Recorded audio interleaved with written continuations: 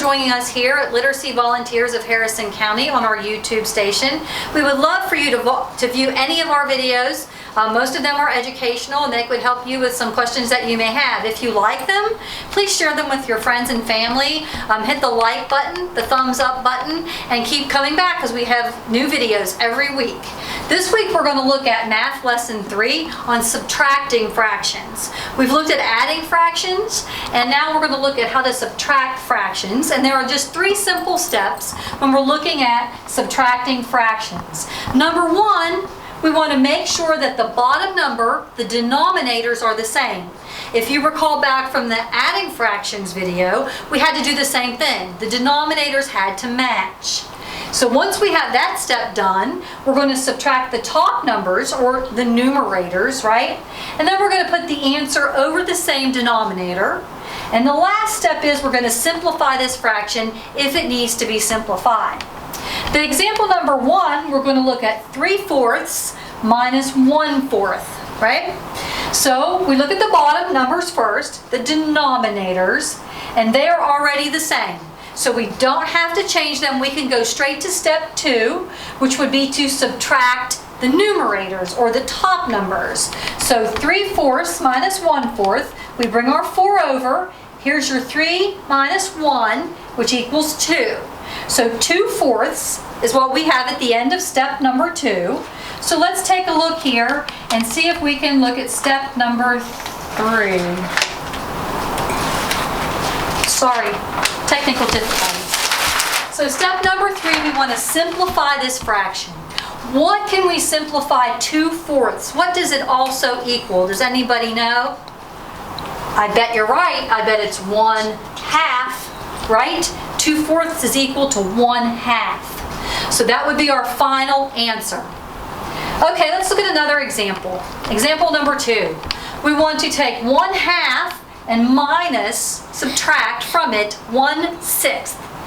What do we have to do first? We have to look at the fractions and look at the denominators. Are those the same? No, they are not. So what we have to do now is come up with our least common denominator, right?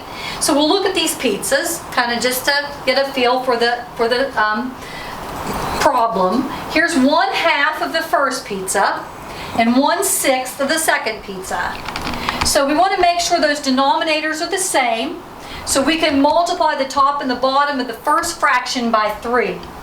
So we have 1/2 by 3. Let's look and see what we get over here. 1 times 3 at the numerator is 3.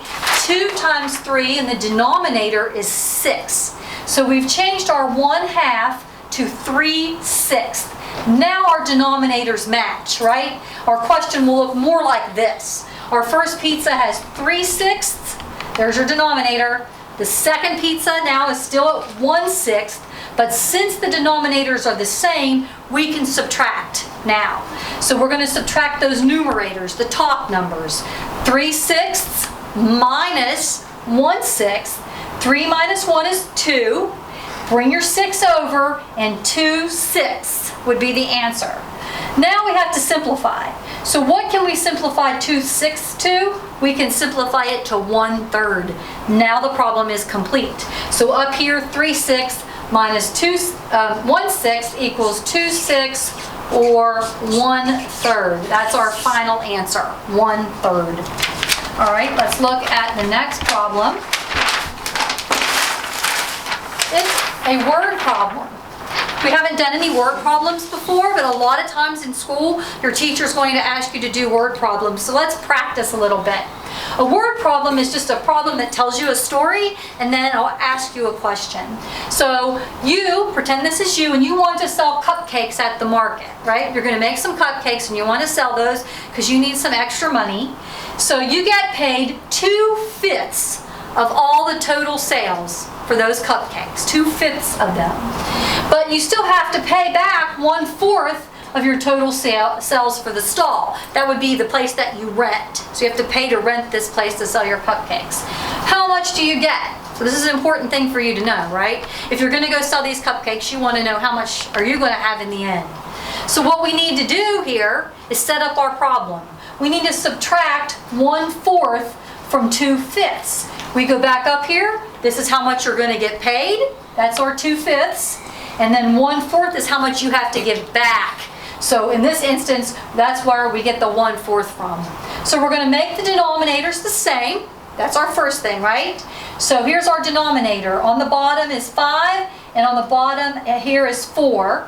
So we multiply 5 times 4 to get 20, and I'm going to show you in a minute how we did that. And then if we do it to the bottom, we have to also do it to the top. So 2 times 4 is 8. For the second fraction, we have to get 20 on the bottom.